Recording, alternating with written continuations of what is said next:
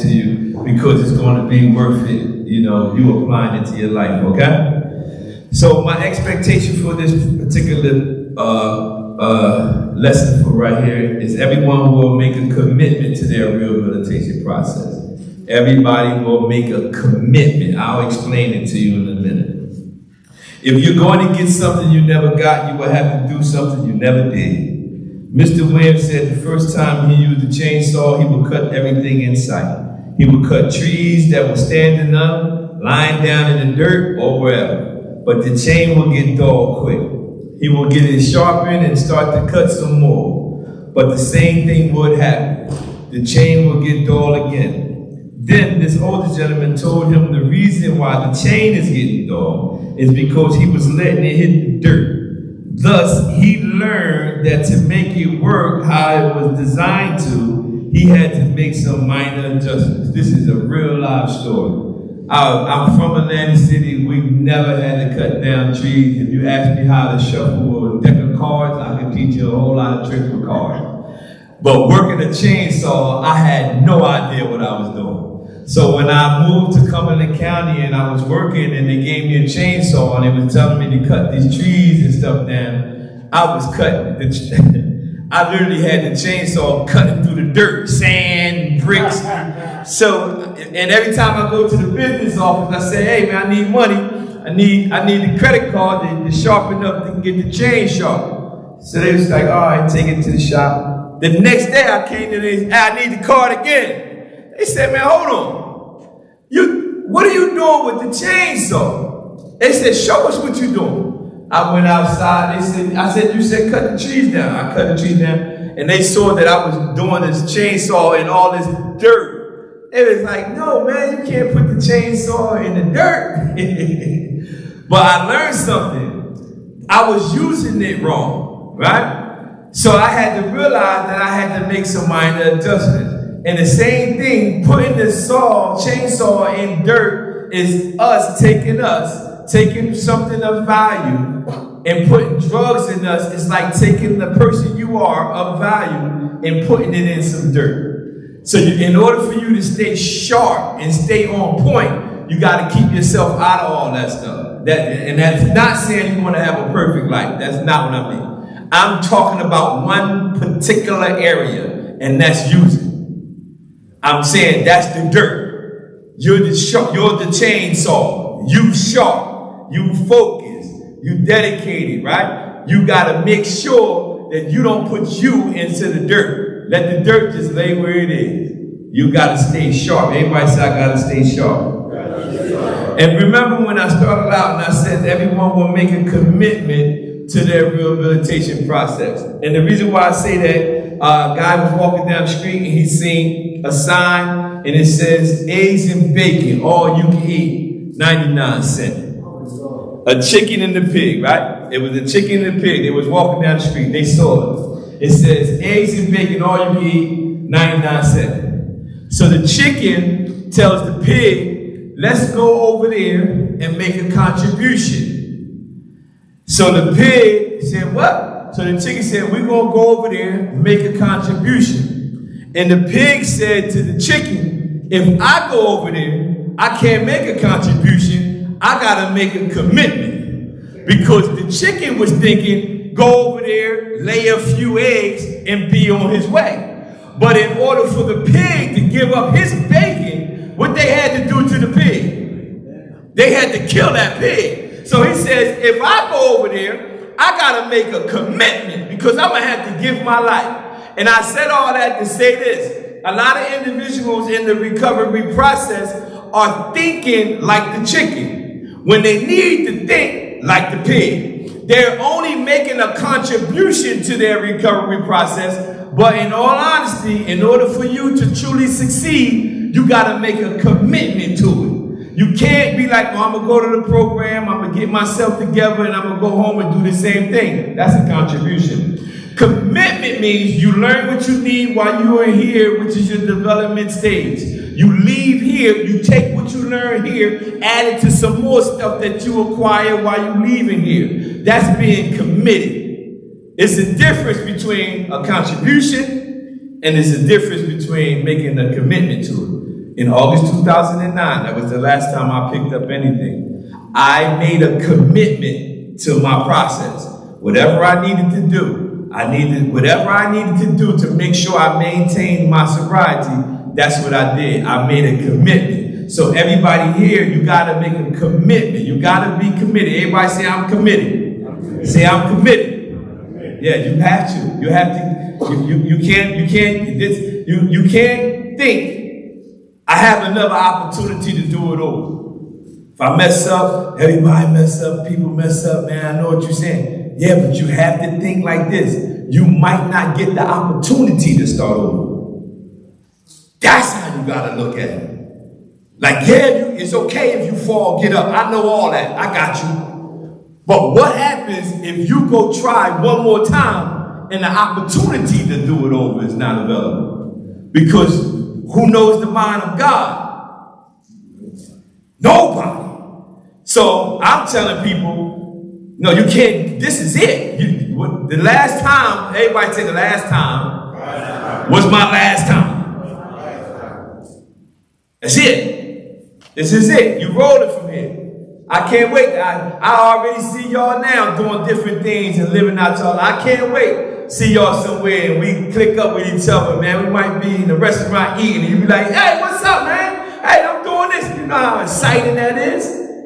To be like, yo, you know what we said? Last time was my last time. It really was. You know how exciting that was? Hey, man, meet my grandkids, man. Yeah, that's how it'll be. It's excitement about seeing y'all succeed. But the thing is, I can't be, my clients, they say you, as a counselor, they say you tough. But I enjoy it. Because I don't try to sugarcoat it with them. I tell them straight how it is. Listen, man, you cannot try it anymore. It might be your last time. You can't try it no more. It's over. So the word minor means lesser, as in size, extent, or importance of being or noting the lesser of the two. So when you think about what's minor for you to change in your life, but it seems hard. First bullet on your page. We on page, what page we on? We're on page 53 at the bottom. Somebody answer that question. What's minor for you to change, but it just seems hard? Come on. Hanging out with the wrong people. Both of y'all said hanging out with the wrong. It's minor for you to change, right? It just seems hard. What you said? People, 3 people in the row said. Hey, this is why I tell y'all need to be talking to amongst each other, because y'all can help each other. We like that. That's 3 people in a row. They all had the same thing. Like, people. It's minor for you to change, but it seems hard. And the reason why is because we have relationships with those people. Right? That's real. It's real. I told y'all. The person that I told I wasn't giving the ride, I've been with them since I was 15 years old. We have relationships. But the decision Michael had to make could not count on our relationships. I love him. But the decision I had to make was the best decision for me. So it's minor and it seems hard, but it's okay. Like I said, he'll get over it. That's just my exact words to my wife. He'll get over it. Don't worry about it. If he really is your boy, he'll understand. And he understands. So situations that's minor for you to change but seem hard. People, you got to remember, y'all got to build a recovery. Everybody say a recovery support network. That means anybody in any arena. They can be in the spiritual arena, in the arena. They might don't believe in God. They might don't believe in NA, but they got some positive direction or information they can give you. You want to build that type of team. Those people you're going to need. You're not going to be able to pull it off on your own. If you get in the place where you think you got it, you just lost. As soon as you say, I got it, you literally just lost. I never will ever get to a place where I say I arrived. I won't even let my mind tell me that. You ain't arrived. Arrived where? Nothing.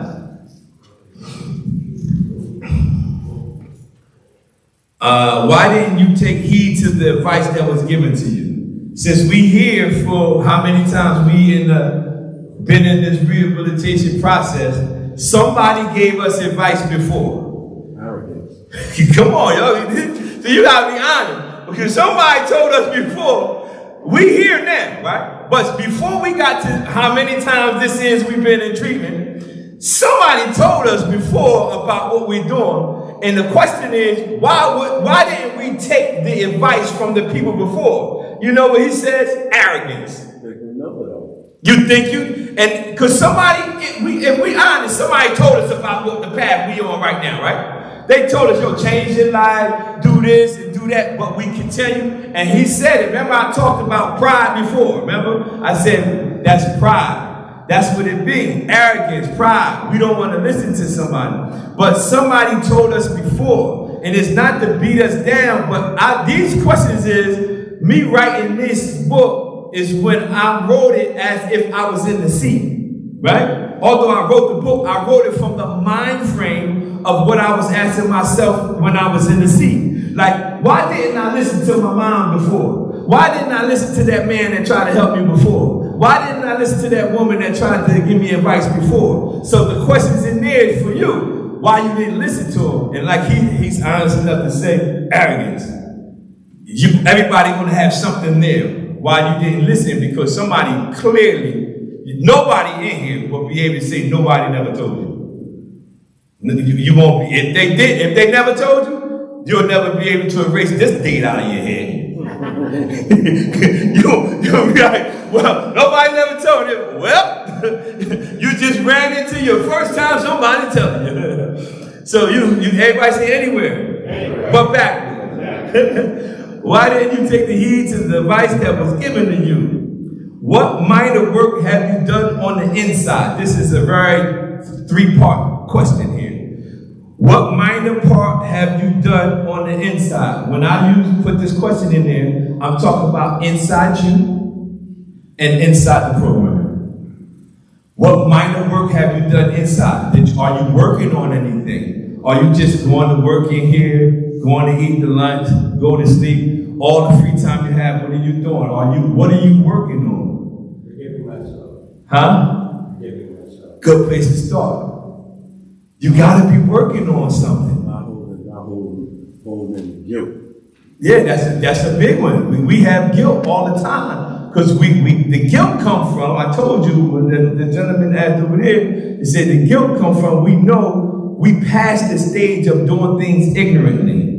We seasoned. Like we very seasoned in this field, right? So the guilt comes from we know better. And a lot of times I keep trying to tell individuals, we're not going to, I'm past it. I don't want to hear about blaming other people. Nah, we of age, we may have not all graduated high school, graduated college, but and nobody in here that don't know that the situation we were in before is a situation that we know we have to leave behind. So what's minor, unhealthy, or why haven't you made those minor changes? When you think about what minor changes have you done on the inside, both inside here and inside the program, what's important to you? There's an acronym and it's called SMART, S-M-A-R-T. If y'all look it up and get some information and print it out and read it, it talks about, it's an acronym called specific, measurable, attainable, realistic, and timely, SMART. So that's a goal. You want to try to write down a goal, what's called a SMART goal. It's specific. You have a specific goal, and it's measurable. Measurable means you can see how close you are to it. Yeah, and then it's attainable. And Be smart, don't start. Be smart, don't start. And it's realistic, and it's timely. You put a time goal on it. When I'm about to do a book, when I do my I'm a 10-time published author. I tell myself the release date for the book before I write the book. I say I'm releasing the book January in 2023, right? If I said it like that, I'll tell it myself that's the release date. That's my time goal. So everything else gotta lead up to that date. So in your lives, when you setting goals, you gotta put a time on it. I'm gonna do it by this date. And that put pressure on yourself. You apply pressure to yourself to achieve certain goals in your life. They're specific, measurable, achievable, realistic, and timely. What minor changes have you made on the outside? Have you started making changes on the outside? Start distancing yourself from people, places, things. Yeah. Like secret phone numbers in your phones and stuff. You gotta delete those. I remember my phone used to be ringing late at night and it was Big John Pizza. Who calling you at 1 o'clock in the morning from Big John's Pizza? High numbers under McDonald's, Wendy's. Man, Wendy's calling you at 12 o'clock. That's stuff you gotta fix on the outside. You're gonna have to delete your contacts. Y'all got stored numbers. You know who that number is. You got it under false pretense names, but you know who number it is. You say that. I did that before I died. You did? And for me, the blessing was, you got the 7-day blackout. Yeah. I didn't have a chance to call nobody back. Nice. So what I did was delete them all. You got to, man. Yeah, that's great. Yeah, you got to do that. I ain't telling you now. I'm telling y'all. You gonna have to. I'm telling you. My wife, another sign, the man asked, how do you know when the process of change? That was another one that my wife knows. She said, I knew you was on that process of change. I sold my phone. I got rid of it. She was like, I knew when you got rid of that phone. She said, he's on to something. Because I would have never done that. Like, I don't even want the phone. Get rid of the phone, delete the content. I don't need, because you don't even remember numbers now. You don't remember numbers unless it's in the phone anyway. Right? So when she said, when you got rid of your phone on your own, I knew you were starting that process of change. So that's why that question says, what minor changes have you made on the outside? If you got phones and your loved ones got your phones and all that, and all those people you used to be in, hey man, I challenge you, man. Call them, hey man, I need you to get rid of it. You sure? Man, I'm starting from scratch. Whole new team. Now my whole contacts now is all people. Remember I told y'all, get with people who was going in the same what? Yeah, good class, man. That's right. I want only people in my contact who's going that way. Nah, that's how you gotta do it. Do you know the definition of character? Page 55. Do you know the definition of characters? Character is moral or ethical quality. When you can learn a character is what you do not only when somebody is watching, it's what you do when they're not watching. Right? A lot of times, if I know you watching me, I won't do something. But if I still do it and you're not watching me, that's who I am. Because a lot of times, and this is true, this is so true. Somebody always watching. So you might not know it. Somebody's always watching. Do you know? You had a question?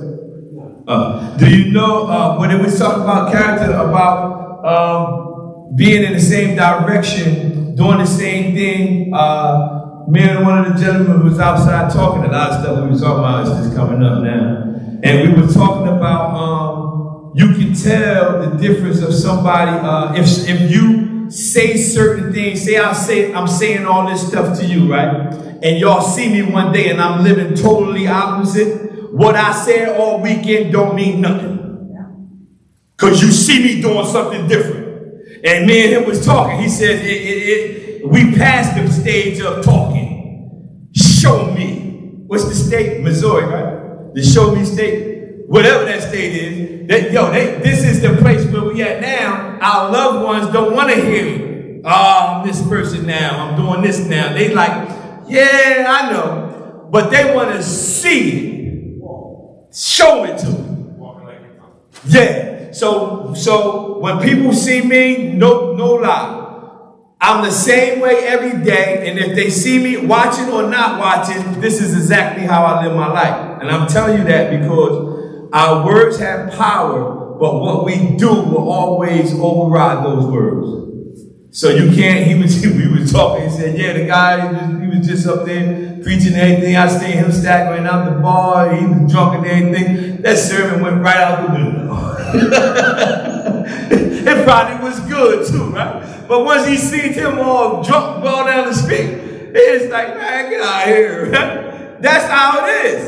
And it's not saying that you can't be a flawed individual and make mistakes. That's not what I'm saying, because people mess up. But I'm talking about consistently living different from what you're saying. So you got to remember that too. That's your character. Your character is very important. Can you wait to develop your character? Good. Come on, that's right. Listen, I'm telling you, you can't wait to get out here and say, man, I'm gonna work on being something different. Nah. This is, everybody say this is my development stage. Yeah, this is where you start your development. Right here. Let's go to, let me see. All right, yeah, I can go. I got to 2:05. The reason why his chain kept getting dull, which I told y'all, was because of the dirt, and the chain represents you. The dirt represents what you do. If you're going to get something you never got, you will have to do something you never did. As long as you're doing what you are supposed to be doing, something positive, your chain will stay sharp. But once you start putting your chain in dirt, something negative, it will become dull. And you will have to repeat the steps over and over and over again, just like I had to with the chainsaw. Just like I learned the life lesson, literally, from going back to the business office saying, I need money to get the chain sharp. I need money to get the chain sharp. And while I was doing that with the chainsaw, I started writing it down, saying, that's what I was doing with my life. I kept having to do it over and over and over and over again, because when I was doing positive things, I was sharp. It's when I started putting stuff into the negative, I became dull. And again, man, everything me and this man was just out there talking about coming up. And then he was talking about how it goes, you go around your friends and you look all good, right? A hot week you start using, now your shine go away. Your money, you go, yeah, that's why I came up. You get dull. We was just talking about it literally outside. It says, yo, your shine go first, your money go away, then the girl go away. She said, all the stuff that you thought you had, soon as you start, you get dull. Instead of you being sharp, you start doing the negative. And just like he just said, he said it so, I couldn't have said it better. It goes right with the lesson I'm teaching y'all. If long as you're doing what you're supposed to do, you sharp. As long as you're doing the negative, you become dull. You said you never know when it's going to be your last time. I know for a fact you can only file a chainsaw, chain so many times before it gets too thin. Do it? You can't use it anymore. It's done, huh? That's it. so that was, they had to get a new one. That's it. It's the end of the world. That's good. You see, and that's something I didn't even know, because I kept coming, and that's what they had to do. They're like, yo, we gotta go get a new one. Every time it's filed, it gets thinner and thinner until it's. They say you gotta get a whole new one. See? Ain't that something, y'all? See, when we apply that to our lives, you can't get a new you. It's over. It's done. That's good. I'm gonna use that in my next class. I'm not giving you credit. I give you credit now. Nah. Hey, I'm writing that down. I got it recorded. But that's good though. You see how he applied it to it, you keep it, something that we didn't know. I didn't know anyway. After you get it sharpened, it thins the chain, then sooner or later it's done. That's how nice. And that's how. Like anything else, you put an edge on it, you have to constantly keep thinning it down. Yeah. Yep. Yeah, that's good. So that's why I love the analogy. And then he said it's done. You got to get rid of it. Woo! That's a good one. I like that. That's awesome. Let's look at, let's do minor adjustments. 57. I'm in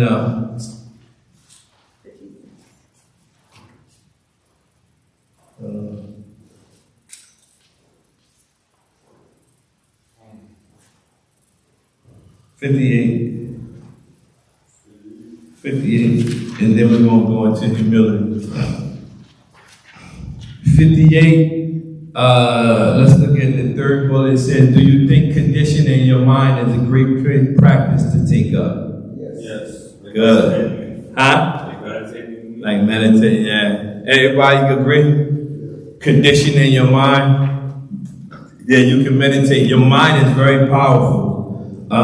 That's why in the Bible, Romans 12:2, it says, be transformed by the renewing of your mind. That means your mind has the ability to be renewed. I know.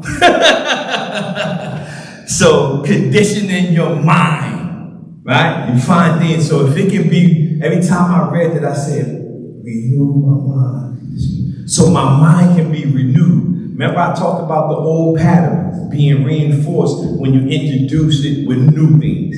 So you have to introduce your mind with new things. And this is a good place for you to condition your mind. Again, I gotta tell you, I cannot make this up. The people in the facility who are with now, you have to group up with each other. 2 people, 3 people, whoever, 5 people.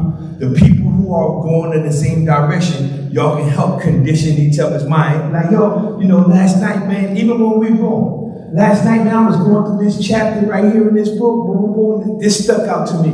And he'd be like, yo, I was reading that too. This stuck out to me. And y'all can sharpen each other.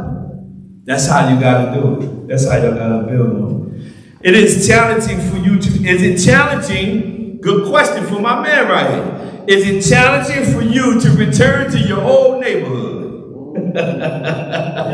Yes. Yeah, that ain't in there. Yo, that's... Man, I was talking to this man. I don't even want to put him on. I'm about to give him the mic and tell him to teach the rest of this class. Man, it was just talking about all this right here, man. We was just talking about it. Is it challenging for you to return to your old neighborhood? And you know what he said, and he reminded me of my wife. The situation, the person told him, says, you should stay where you are because where I live is too close to the place where keep bringing you down. Said this is where I live at is too close to the place where you keep having challenges at. And I said, man, that's a good person to actually be connected to, because that's how my wife was. My wife was like, you want to stay there instead of coming home to me and mess up? Do you want to stay where you are? Right? People like that is the people you wanted on your team. Because those people, if you get on the right path, watch this, pay attention. If you get on the right path and get truly focused, they will relocate with you. Just like my wife, I said, we got to move. You know what she did? Move with me. She said, let's go. But you got to be focused for that to happen. And it won't be coming by you talking. It's going to come by you living it. And they're going to say, you know what? Everything I thought about you is true. That's why they like you, they enjoy you, they love you. You got to understand. It says, is it challenging for you to return to your old neighborhood? Everybody say relocate. Relocate. Relocate. Relocate. And relocate. Relocate. Yeah. Yeah. I know. Go ahead, sir. I appreciate that. Everything you said, I'm cool with all that. I'm older than you. I'm 60. I've been away from home for years. But I made a commitment. My commitment was to stay clean. My commitment to my wife since June 20th. I'm going back to finish my life with my mom. I knew I couldn't grow up, but I can now. Yeah. I'm more stable now and more committed to this thing now. So it's no going back. Yeah. No that. So just like I said in the reading for me here, this icing with the cake right now. Yeah. No reason to go back. Yeah. I'm going back. And you know it. You like, man, I know what I'm gonna do. Yeah. Watch the talk, watch the walk. There you go. And a lot of us have to do that to give ourselves a fighting chance. It's a good place to start where you are, build a new foundation, go through the process of, get employment, get your own, however path you want to do the relocating thing, because ultimately the goal is for you to succeed. So never think about, if it's challenging for you to return to your old neighborhood, everybody, you know you gotta relocate. Do you allow your surroundings to control you? Do you allow your surroundings to control you? All right, we're gonna move into page. Huh? Oh, this is the last part right here. Here. I need some volunteers. So you need a, you'll be A, and then you'll be A. Need two more. Big. Page What?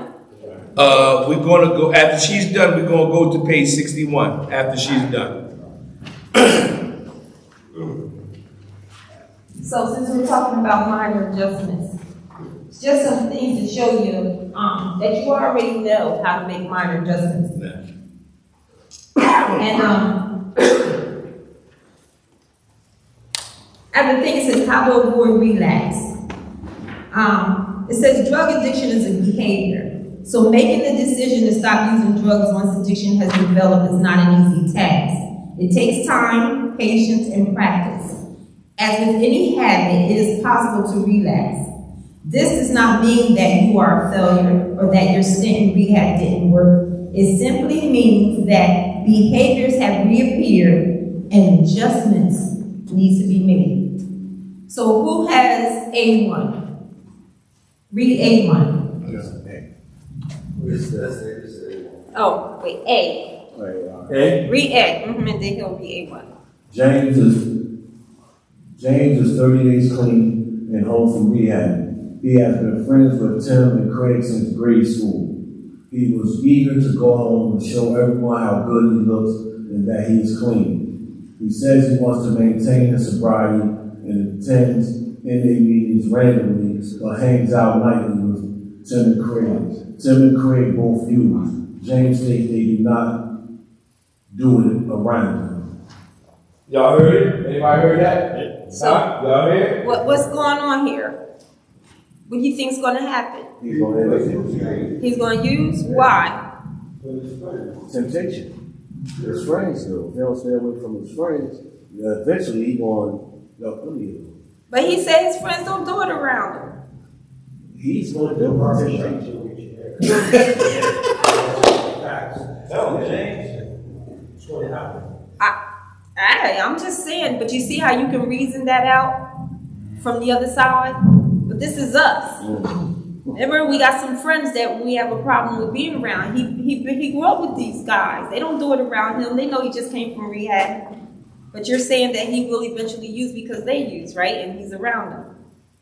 Okay, so A1. A1. James is 30 days clean and home from rehab. He has been friends with Tim and Craig since grade school. He was eager to go home and show everyone how good he looks and that he is clean. He says he wants to maintain his sobriety and attends regularly scheduled NA meetings. He loves his friends but understands that he cannot hang out with them and maintain his sobriety. Tim and Craig both use. James is building friendships with guys who do not use. You hear that? So he took this step. He loves his friends, but he wants to maintain his sobriety. So the same situation they read different. The first one he said, yeah, they're using, and they just not doing it around me.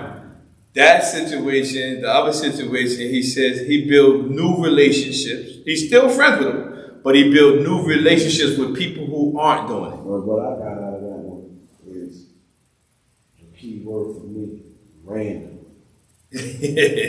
That means he's not going like he should. He needs to go a little bit more. He can go a little bit more. And then that one he read, he's going. He's going. He's active. Right. And maintaining. And the words, remember I said contribution, commitment. He's going, he's committed. The other one, he was making a contribution. Random. Right. So somebody has B? I got B.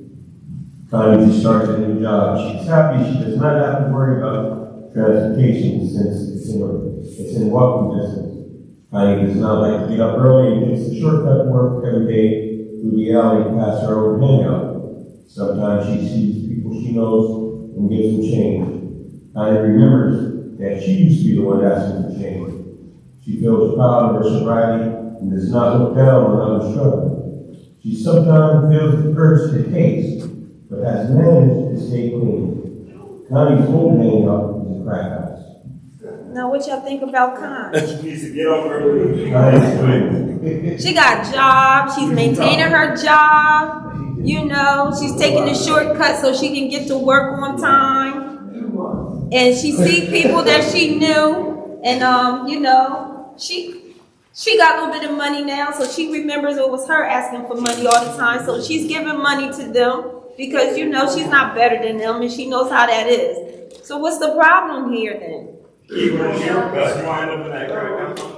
Why? Why would she end up in it? What is she doing? It doesn't say she's hanging with the people. Giving herself to Especially when he said the part where she still gets the urges once in a while. When you get the urges once in a while, that's God telling you to stay your dumb blood away. I'm just saying. It's an urge. That's what she got the wrong way. Take the scenic route, you gotta take a different route. She gotta take the scenic route? Let's read. Just that alley is a trick. Just that alley Just is the a alley trick. is a trick. Because it's gonna make you reminisce on the things that you did in that alley, the getting high in that alley, the this and the that and the that. So you gotta go take a long way. You used to do. Leave a little bit early just to take the long way. And the key is a shortcut. I mean, that's the key word, pretty much. You know, if you take a shortcut, then you shortcut your recovery too. So. Oh, shortcut through the shortcut. But, you know, I'm just amazed that, so you guys already know. Do you see how you can make this reasoning? Like you guys already know. I know you. You already know. So the problem is the application part. Go ahead. Let's read it. B2. Alright, Connie just started a new job. She's happy she does not have to worry about transportation since it's in walking distance. Connie does not like to get up early, but she does to give herself more time to walk to work a long way past the police station. She never runs into people she used to hang out with on this path. She feels proud of her sobriety and wants to do whatever it takes to go anywhere but back. She fights her urges and reaches out to her sponsor, Dave. See, all y'all. Kind of giving herself a fighting chance. For all of y'all, you see how the reason why I love that when she does that is because y'all all see how y'all know how to reason it out. Y'all see how y'all all reasoned out. You automatically see, nah, that ain't gonna work. This will work. Y'all even before they read the second part, y'all was saying, oh, get up earlier, take the long way. Like y'all already know. That's the reason why y'all know it is because it's in you. So apply it. Because, so when these things happen in life, it's not strange to you. It's not foreign. It's not a whole nother language. You already know what to do. So just like you picked it out when you read it, you have to be able to pick it out when it's you and tell yourself everything that y'all was hollering out. You need to be hollering that stuff out to you. Amen. Nope, gotta get up early. Nope, I gotta go the long way. I'm gonna walk past the police station. I'm not gonna run into them old friends this way. I'm gonna reach out to my mentor. Reach out to my sponsor. I'm gonna go to meetings. I can't hang with my old friends. I love them, but I gotta get with these new people. Hey, it's funny because there's a Bible verse and it says, man is without excuse. And by y'all putting it in the atmosphere of your knowledge of what to do, you are without excuse. No, that's why I love hearing y'all. That's why I make y'all talk. Because it's come out your mouth. Once it come out your mouth, you can't put it back. It's showing that you know. Everybody say anywhere. But backwards. But that. You know it. You see how they read off the thing and everything they was y'all was like, nah, that ain't gonna work. Oh no, y'all was even ready yelling out, nah, get up early. Take the long way.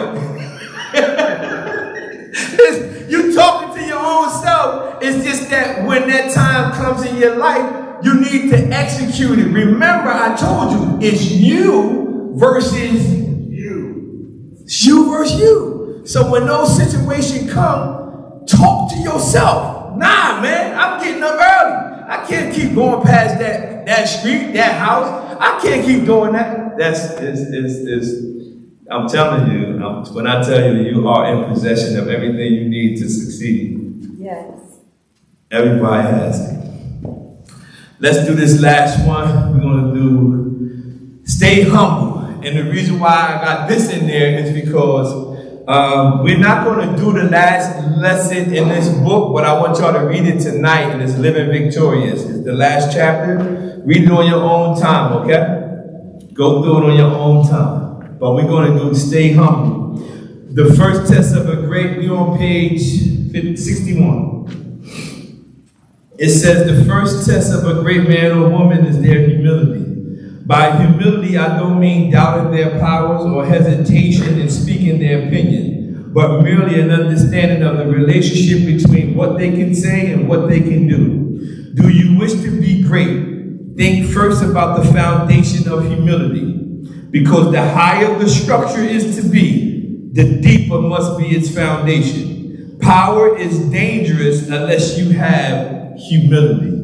You must stay humble. The reason why you must stay humble is because once you start the process of living that different life that we used to live, listen to me, you're going to start achieving things and you're going to start having things come in your life, but you got to stay humble. When you start achieving things, in spite of people saying you won't always do this or you're going to always be that, you got to stay humble because you're going to start to see some success. And it's okay. When I wrote my first book, I was happy about it. By the time I got to 10-time published author, I didn't get arrogant and prideful. I had to stay humble and realize that as long as I stay humble, I can get more, I can get more, I can get more. But my foundation had to be in humility. So you got to stay humble. The word humility means the state or quality of being humble. Freedom from pride and arrogance, lowliness of mind,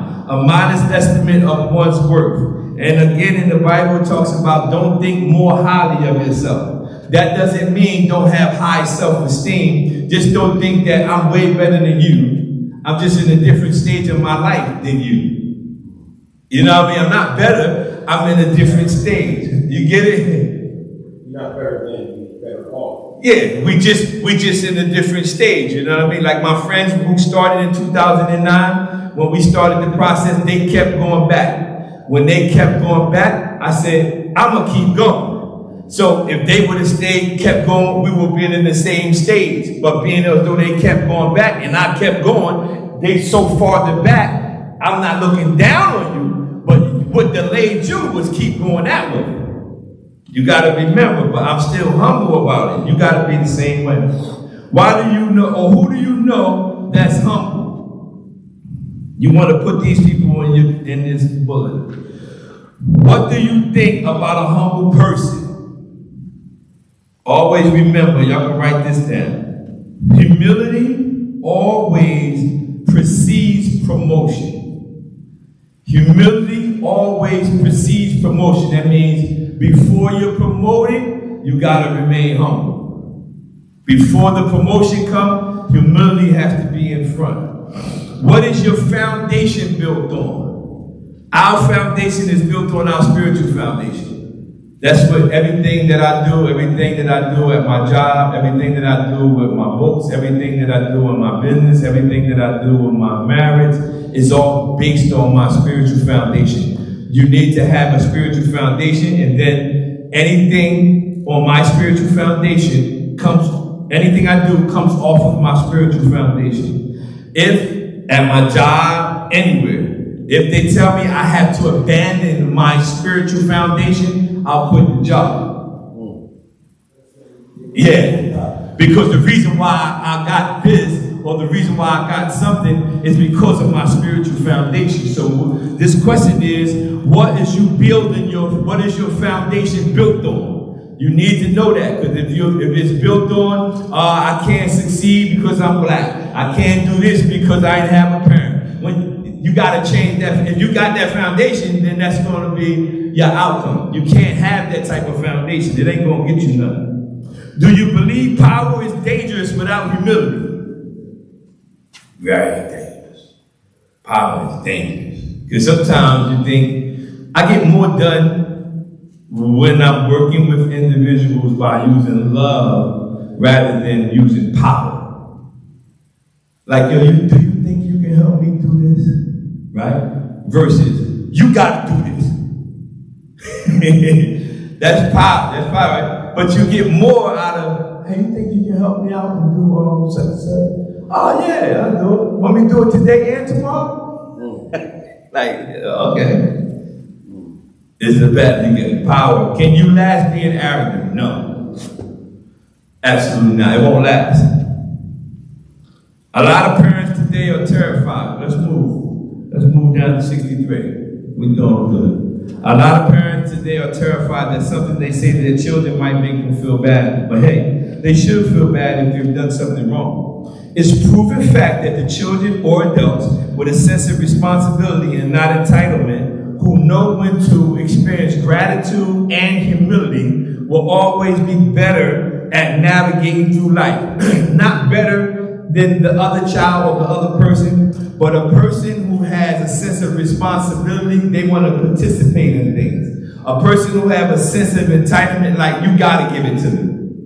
Right? It's a difference. You know, some of our kids and stuff is like, some of them think you got to do it. Some of them think are grateful you do it. There's a difference. Whoever exalts himself will be humbled, and he who humbles himself will be exalted.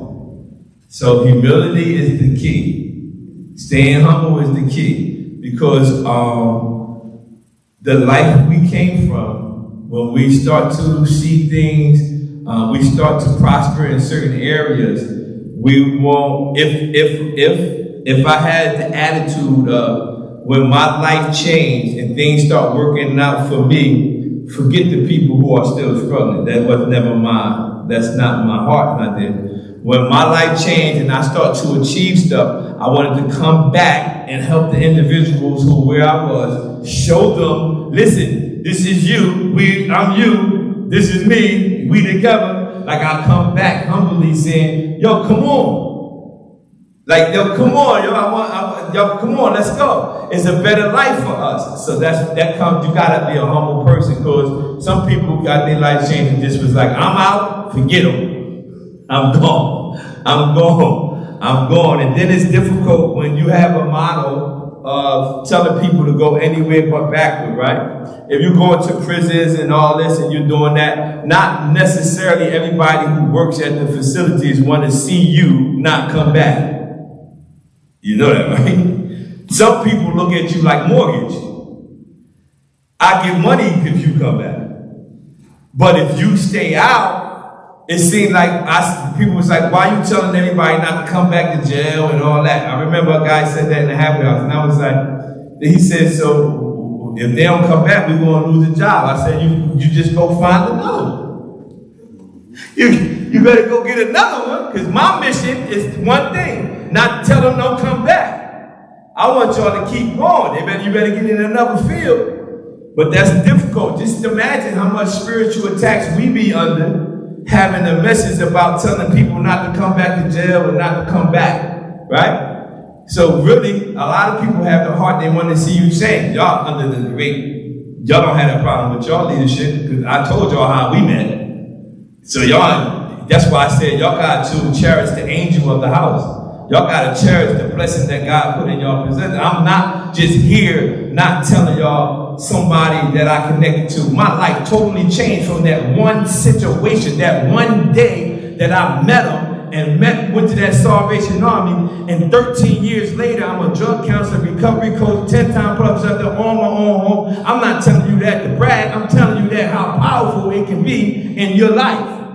So when you hear and y'all talking to the leaders here, y'all want to pull from them and recognize that y'all have somebody in y'all presence that has that type of connection. Y'all got to embrace that. Man, y'all, if I was living close to here, we'd be in the what you call every day. If we live close to here, we'd be here every day. But y'all be like, man, those jokers here every day. When we come here, this is how good it is. When we come here, we feel home. When COVID hit, we was like, man, we was calling, man, we need to come home. Man, proud of y'all. Y'all got a great spot here. Learn everything y'all need to learn from the people who y'all have in leadership. Understand that y'all have power. Y'all have the power and the resource to pull from them. Get the wisdom from them. See how they help other individuals, man. I'm not telling you something that they didn't even have to tell y'all about what they did for me. It's just beautiful. When we come here, we be like, we home. And you see how my wife interact with all y'all like she knew y'all for a long time. She can sit and talk to y'all with no fear and discuss whatever you want to discuss. And I'm the same way because we all connected for a purpose. Staying Humble Part 2, page 65. We're going to run through this and we be out of here. It says, one of the lessons that I grew up with was to stay true to yourself. Never let what somebody else says distract you from your goals. People going to say stuff. Don't worry about that. For this reason, when I hear about negative and false attacks, I don't invest any energy in them because I know who I am. I teach people that no matter what the situation, no matter how chaotic, no matter how much drama is around you, you can heal by your presence if you just stay within your center. Stay within your center means know your limitations. One of the test questions on my clinical certification is never do something outside your expertise. Outside the scope of your expertise. And that means stay within your center. If it's something, the biggest thing that a lot of people don't do is ask for help. If we don't have to know everything, but we do need to know when we need to ask for help. That's staying in your center. Okay, I don't know this. Let me ask this. That's why I tell y'all ask questions. If you have any questions, there's no wrong question. Just ask and see how we process certain situations. The word stay means to remain, to continue in place, to continue in a state, to remain for the purpose of. Who moves you out your center? Somebody shake you up. Be like, man, you done lost your mind. You got to regroup. You need to find out who moved you out your center. What have you stayed true to lately? These is all good things. If they gave you an assignment in here, did you stay true to that assignment? I remember my wife and I had to do an assignment at our church. It was called Victorious Living. I remember times we would go to the meeting and it would be one person, right? We would do the assignment as if it was 100. And I remember the guy said, man, y'all was teaching the class. He said, I kept looking behind me because I thought people walked in.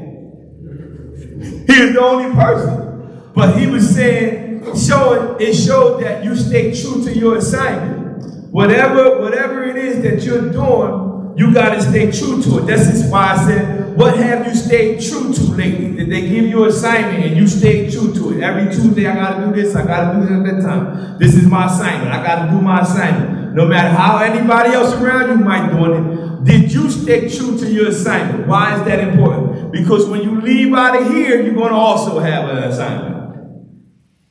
If you don't train yourself to stay true to your assignment in here, you're going to put challenges on yourself out there. Where do you invest your energy? Why can't you remain focused? Do chaos and drama motivate you? Do chaos and drama motivate you? If you look at, I got one of my friends, I unfriended him on Facebook, and he texted me and he said, yo, I think you unfriended me by mistake. And I said, no, I unfriended you on purpose. And he said, Mick, stop playing. So I said, no, I really did unfriend you. He said, why? I said, because I looked through all the stuff that you were sharing, and you never share positive things that people are doing. But when bad situations happen to people, you share it. So I said, why you don't share when that person started this business, when that person got saved, I said, you only share the bad stuff. So he said, so you unfriended me for that? And I said, yeah. I don't want, the only thing you share is all this bad. Look what this bad did, look at this bad. I said, I don't need to see that. Show me the stuff that, you know what I mean? When somebody's doing something positive, share that. Uplifting. Yeah, I don't need to see. We got enough of that. Bad. Get out of here. I said, nah, man, he's someone who did it by mistake. I said, no, man. Do you find it hard to stay positive for a long period of time? Yes. Yeah. I love your honesty because, like my wife said, I will get a year run. I said, man, I will go right back to you. And this is in the book because I figured out that I felt it hard to stay positive for a long period of time. Soon as I get, like she said, I was about to get that year, went back. I get another year.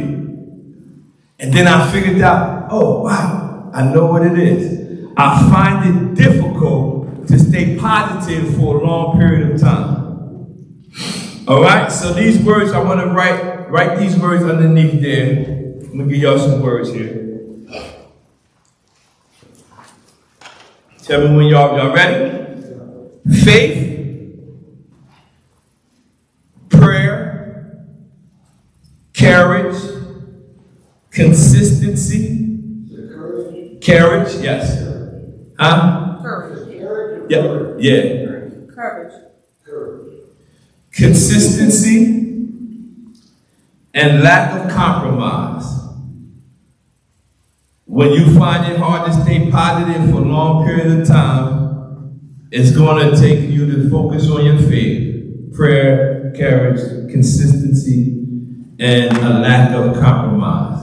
So you don't want to compromise anything.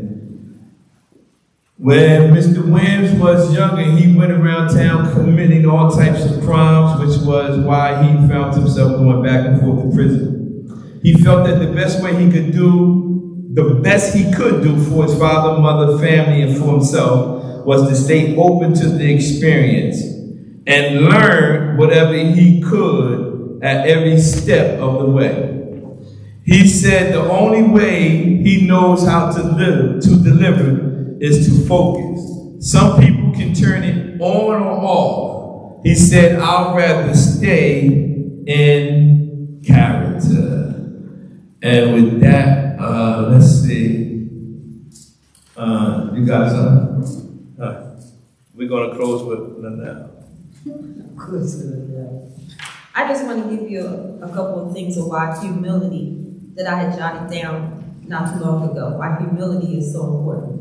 Because if you know, when you're in the heat of addiction, the one thing it doesn't want you to do is expose it. So you could look a hot mess and somebody say, man, you're using, you're like, ain't nothing wrong with me, I'm using. You will always deny it, right? As if they can't tell. Because it doesn't want you to expose it. And that's where power comes from the denial and then the isolation. That's where it keeps its stronghold on you. The importance of humility is because humility will allow you to seek help. Because humility will allow you to admit that this thing is bigger than you. Because it is. It's bigger than the shame. It's bigger than the hurt. It's bigger than the guilt. It's bigger than the embarrassment. And if you have humility, it would allow you to admit that and seek help. It will allow you to admit that and admit things to yourself, right?